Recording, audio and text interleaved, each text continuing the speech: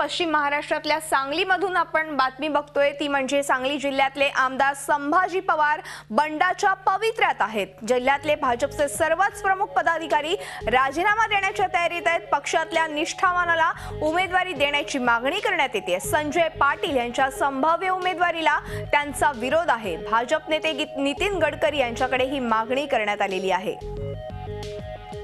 सांगली जिल्ह्यातले भाजपचे प्रमुख पदाधिकारी राजीनामा देण्याच्या तयारीत आहेत। संभाजी पवार हे कुठेतरी नाराज झालेले आहेत। संजय पाटील यांना संभाव्य उमेदवारी जाहीर झाल्यामुळे संभाजी पवार नाराज दिसत आहेत। भारतीय जनता पक्षाने संजय पाटलांना प्रवेश दिला।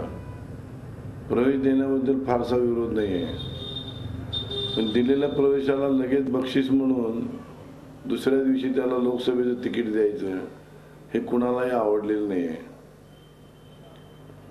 कारण त्याचं असं की 20-20 वर्ष पक्षात काम केलेले कार्यकर्ते आम्ही 12 वर्ष घरदार परवा न करता रात्रंदिवस कष्ट करून सांगलीच्या गल्लोगल्ली पक्ष उभा केला।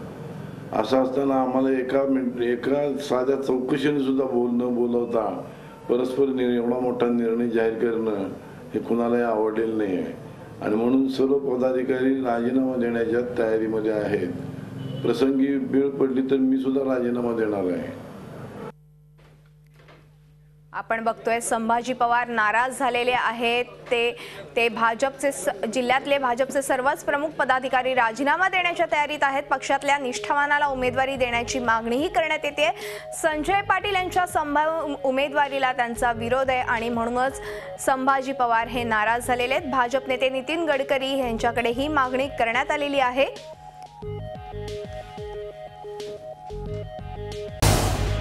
झी 24 तास रहा एक पाऊल पुढे।